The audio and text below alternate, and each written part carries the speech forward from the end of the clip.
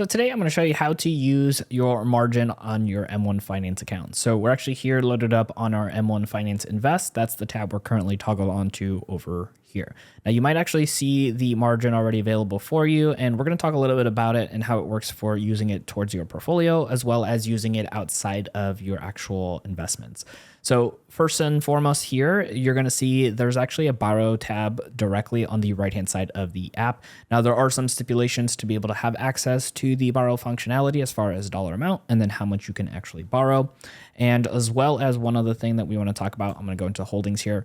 You're going to see that every different company, such as like SoFi here, has a margin requirement and the percentage for those. So kind of consider that usually the more volatile that actual stock is, the higher this percentage will be, which means it's going to be a little bit more risky to borrow against it. Now, it's usually just the entire portfolio that it's borrowing against, but just things to keep in mind. We're seeing our portfolio here, and on the right-hand side, like I said, is the borrow feature. You can also click over here where it says margin, but we're going to click on the word borrow. Now, that's going to take you over here to your loan details. Now, in this example, we have a $50,000 loan, and the interest rate on this margin is 5.4%.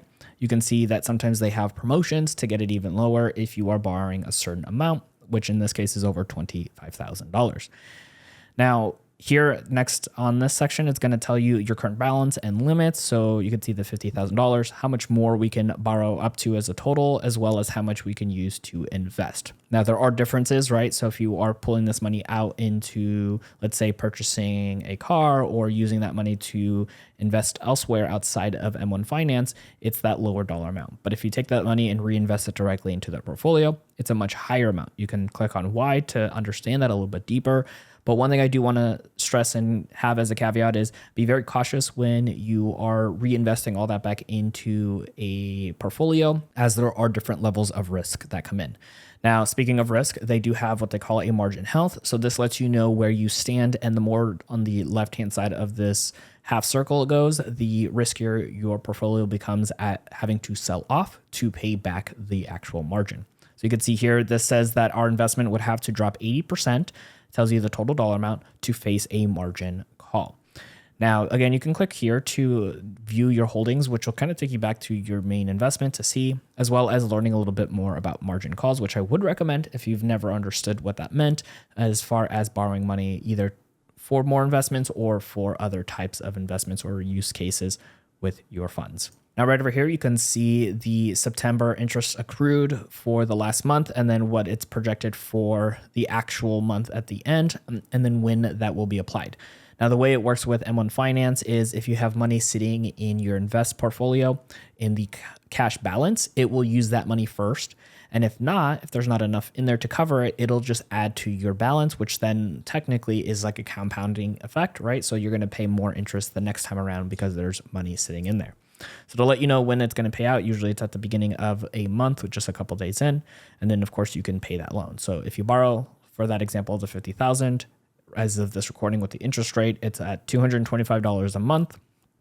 And then we just need to make sure we have that balance available in our buying power, or that 225 will be tacked onto the 50,000, which will compound for you. Now, if you click on pay loan, you can see right over here, you can actually go ahead and pay back your loan at any time in small increments or in full. Whatever you do will have an impact instantaneously as far as how much more interest will be compounded. So if for this example, you pay $8,000 towards your actual loan, now you're sitting at $49,000, and that's what is being charged interest on a daily basis from then on. So the sooner you pay back, the sooner you're going to save more money. Now, in case you want to borrow more, we're going to go ahead and see right over here, it says borrow more.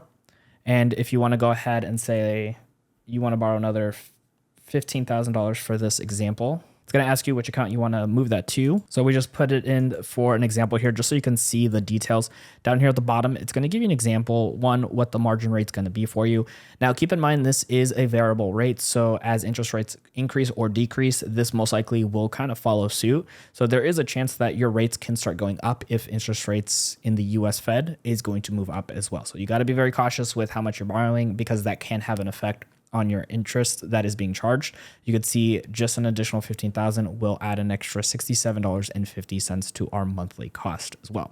Now you can click review, and then within a couple of minutes, it'll get deposited because we're moving it into our M1 Finance account. So it's going to be an instant. But if you move it to a bank account on file, it can take a day, 2, 3 days to have it land in that account. So every month you will get a margin statement here. It shows you how much you have to pay in margin interest, when it started and the end date, and then the interest rate. Now in this example, the actual margin gets pulled out towards the last week of the month. So even though it says the start date is the first, it is just counting for the entire month and what the total amount was. So in a full month, it'll of course be a much higher amount because of the total dollar amount that was on there. And then again, going back to how much you can withdraw, if it's getting pulled out of M1 Finance or essentially not inside of the investment, it is half of the overall value of the investment. And if it's going back into the investment, it is essentially 100% of the actual value of your portfolio to get reinvested.